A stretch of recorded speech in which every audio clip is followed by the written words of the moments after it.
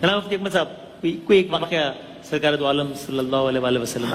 سیرت کے ایک پہلو عاجزی کا جو پہلو ہے میرے آقا صلی اللہ علیہ وسلم کا، ان کو مختلف اوقات میں جو اس کا ظہور ہوتا رہا. مثال کے طور پہ نبی کریم کہیں سے گزرتے، بچے کھڑے ہوتے، بچوں کو سلام فرمایا کرتے تھے. حضرت علی کرم اللہ وجہہ الکریم کہتے ہیں کہ میں ہمیشہ کوشش کرتا رہا کہ جب بھی نبی کریم سے ملوں سلام میں پہل کر لوں، لیکن کبھی ایسا نہیں ہوا کہ میں کامیاب ہوا. جب بھی میں پہنچتا نبی کریم صلی اللہ علیہ وسلم مجھے سلام کر دیا کرتے. اسی طرح زمین پر لیٹنا، حضرت عمر فاروق رضی اللہ تعالیٰ عنہ ملنے کے لیے آئے تو دیکھا کہ وہ چٹائی پہ لیٹے تھے تو جسم پر نشان پڑ گئے. تو آپ نے عرض کی یا رسول اللہ، آپ رسول ہیں اللہ تعالیٰ کے، آپ کا یہ معاملہ اور کیسر و کسرہ اپنے محلات میں. نبی کریم صلی اللہ علیہ وسلم نے ارشاد فرمایا کہ عمر کہ آپ اس سے راضی نہیں ہیں کہ دنیا ان کے لیے ہو اور آخرت ہمارے لیے ہو. اسی طریقے سے ایک صحابی نے آفر کی، سرکار کہیں جا رہے تھے، وہ گدھے پہ سوار تھے، یا رسول اللہ تشریف فرما ہو. سرکار نے ارشاد فرمایا کہ جو صاحب سواری ہوتا ہے آگے بیٹھنا اس کا حق ہے، تو تم آگے ہو میں پیچھے بیٹھوں گا. اس نے کہا رسول اللہ آپ آگے بیٹھیں. فرمایا اگر تم اجازت دیتے ہو صاحب حق ہو تو میں آگے بیٹھ جاتا ہوں. اسی طریقے سے میرے آقا صلی اللہ علیہ وسلم اپنے خادموں کے ساتھ چکی پیس لینا، جانوروں کو چارہ ڈال دینا، بازار سے خود سودا سلف لے کر آنا. اور یہ علماء نے لکھا ہے کہ جب کبھی گھر والے یا کوئی آپ کو پکارتا تو اکثر آپ جواب میں کہتے ہیں لبیک انا حاضر، لبیک میں حاضر ہوں. یعنی ایسا نہیں کہ میں.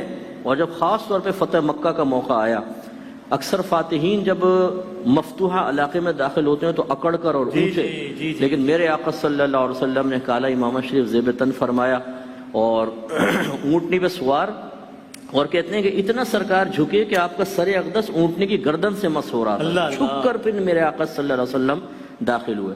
اسی طرح اکثر صحابہ کرام سے ارشاد فرماتے کہ میرے آگے چلو، میرے پیچھے نہ چلو، اس لیے کہ میرے پیچھے فرشتے چلتے ہیں، میرے پیچھے کو فرشتوں کے لیے خالی کر دو. یہ سب عاجز کے ساری. سیکھنے کا معاملہ یہ ہے کہ جس کو اللہ نے تھوڑی سی بھی عزت سے نوازا ہے، کیا ہم اس طرز عمل کو اختیار کرتے ہیں کہ نہیں کرتے؟ اگر اللہ نے تھوڑی سی مجھے عزت دے دی تو میرے تو ناک بڑی اونچی ہو جائے گی. جب تک 4 آدمی میرے پیچھے میرے نام کے نعرے نہ لگائے مجھے سکون نہیں ملے گا. کوئی ملنے آئے تو میں بیٹھا رہوں گا، ایسے ہاتھ بڑھا دوں گا.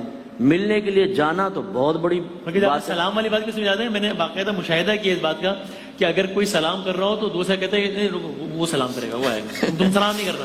یعنی عزت میں کمی کا باعث سمجھا جاتا ہے کہ یار تم کیوں سلام کرو، اس کو کرنے دو نا آگے. اب تو پوسٹرز کے اندر اگر نام بیچ میں جس کا بڑا لکھ دیا، بولتے بیچ میں کیوں لکھا ہے، اس کا لکھ دیا، میرا سائڈ میں لکھا ہوا ہے، اس کا اتنا بڑا لکھا ہے میرا اتنا چھوٹا.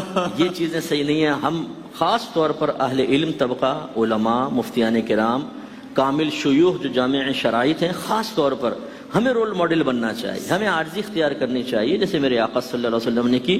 ان کی سیرت اگر ہم نہیں اپنائیں گے تو عوام کیسے اپنائے گی؟ ہم عوام کو تو شکوہ کریں، ان کو برا بھلا کہیں، ان کو خوب ڈانٹیں اور پھٹکاریں، اور جب اپنے عمل کرنے کی باری آئے تو پھر ہمارے اندر ایک تکبر، غرور نظر آئے. اور نبی کریم صلی اللہ علیہ وسلم کی سنن اور آپ کی خاص طور پہ عاجزی کی سنت کو اپنانے کے سلسلے میں کوتاہی کے شکار ہوں، یہ مناسب نہیں. اسی طرح گھر کے سرپرست، ایک صرف بات عرض کروں گا، سیدہ عائشہ صدیقہ رضی اللہ تعالیٰ نے کہتی ہیں سرکار نے کبھی کسی زوجہ پر ہاتھ نہیں اٹھایا، نہ خادم پر.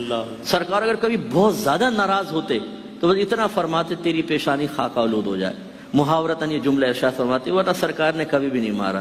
اس سے وہ ذرا گھر کے سرپرست درس حاصل کریں کہ جس کی باہر کوئی ویلیو نہیں ہوتی لیکن گھر میں داخل ہوتا ہے تو سلطان راہی یہی ہے. گنڈاسا نکال لے گا، مصطفیٰ قریشی بن جائے گا، بیوی کو ڈانٹ رہے ہیں، بچوں کے سامنے ذلیل کر رہے ہیں، اور یہ اور وہ. یہ بھی ایک تکبر ہے.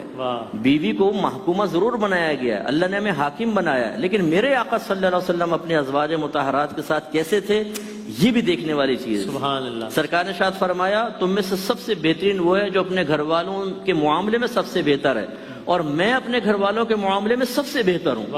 تو یہ جو سیرت کے پہلو ہیں ان کو اگر ہم اپنا لیں، حقیقتاً گھر میں جھگڑا، فتنہ، فساد، لڑائی، یہ تمام چیزیں ختم ہوں گی، پیارا ماحول ہوگا. اسی طرح ہم جو اللہ نے جن کو عزتوں سے نوازا ہے وہ اگر یہ چیزیں اپنا لیں تو عوام قریب آئے گی. سبحان اللہ. اگر ایک آدمی مجھ سے ہاتھ ملانے اور میں کہوں پیچھوڑو، کلف خراب کر دیا تم نے میرا.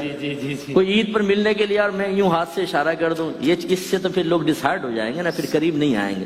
اسی لیے علماء میں اور عوام میں ایک گیپ کی بڑی وجہ یہ بھی ہے کہ ہم مخصوص لوگوں کے ساتھ بیٹھنا چاہتے ہیں، عوام الناس کو زیادہ قریب نہیں آنے دینا چاہتے. ہمیں کسی پہ بدگمانی کی اجازت نہیں ہے, نہ میں عوام کو خدا نخواستہ یہ بات کہہ کر دلیر کر رہا ہوں, لیکن ہم اپنے خود اپنا احتساب کریں اور حقیقتاً سرکار کی سیرت اپنائیں. تو جو اس دور میں تھا کہ شیخ عبدالحق محدث دہلوی کہتے ہیں کہ بعض اوقات کنیزیں سرکار کا ہاتھ پکڑ کر اپنے کاموں کے لیے لے جاتی اور میرے آقا چلے جایا کرتے تھے. اگر کبھی کسی سے مصافحہ کرتے کوئی ہاتھ نہ چھوڑتا تو سرکار ہاتھ نہیں کھینچا کرتے تھے کہ اس کا دل نہ دکھ جائے, ایسا ہاتھ رکھ لیا کرتے تھے. یہ سیرت ہمیں اپنانے کی ضرورت ہے. سبحان اللہ, سبحان اللہ, واہ واہ, کیا کہہ رہے ہیں.